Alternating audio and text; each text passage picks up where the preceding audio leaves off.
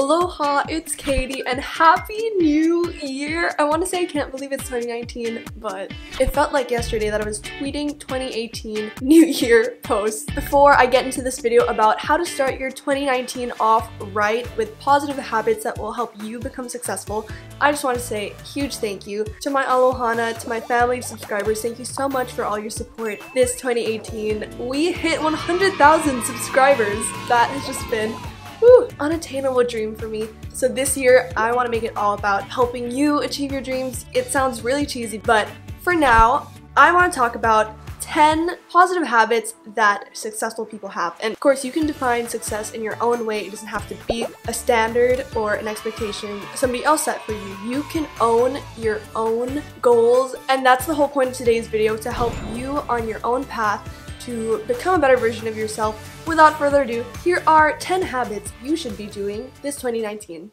The first thing is to-do list, because they set out clearly what you want to accomplish today. They can keep you organized, and when you tick these off, you just feel much more confident, like you have control over your life, which is one important quality you will need to own your life. The second thing successful people do is prioritize. We've been primed to think that we should say yes to every opportunity because they're opportunities and you should make the most of everything. But really, every choice has an opportunity cost. When we say yes to one opportunity, we might be saying no to another opportunity that might be benefiting our own vision and dreams. So next time, prioritize the opportunities that actually help you get to what you want to achieve. Otherwise, you can end up working for somebody else's dream for the longest time. Third thing is goal setting. When everyone was into journaling and goal setting, I was kind of like, I didn't want to be a part of it because it sounded really intense, and goals were the things that they forced you to do in school, you know, SMART goals, measurable, achievable, things like this I didn't really pay attention to until now. Goals can really help keep you on track and help you see your self-improvement, which can seriously boost your self-esteem and just feeling of fulfillment that will only push you and motivate you further. Speaking of growth, number 4, this has been essential to me, a growth mindset. To people who ask, how did you turn around from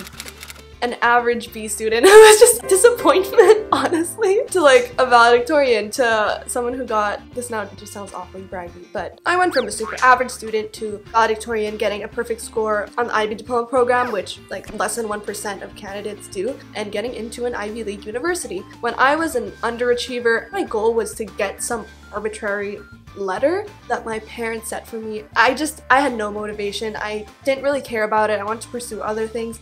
But when I changed that outlook and I stopped caring about a grade, I ended up focusing more on actually learning, doing it for my own good. And when I saw myself improve, become smarter, wonders happened.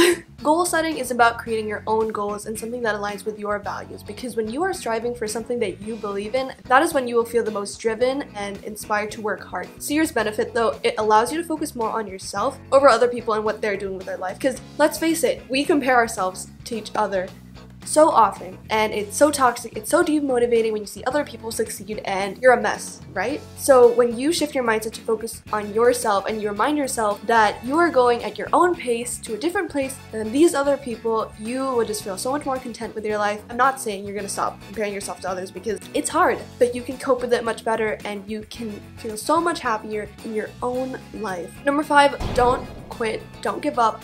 Learn to take breaks. When you feel like quitting or giving up, it's probably because you have overworked yourself. You just gotta step back and breathe. As much as I love hard work and the hustle, I know that nowadays the culture just seems to want to crush you, be working on the grind 100% of the time. The truth is that is just not sustainable and you are gonna end up burning yourself out. When we devote ourselves to work, we will likely end up sacrificing other aspects of our lives, whether it's relationships or our health. That is just not conducive to having a well-rounded lifestyle. Speaking of lifestyle, number 6, a lot of successful people stress the importance of being physically, mentally, spiritually, etc. healthy. You always hear it. Exercise every day. Okay, maybe not every day.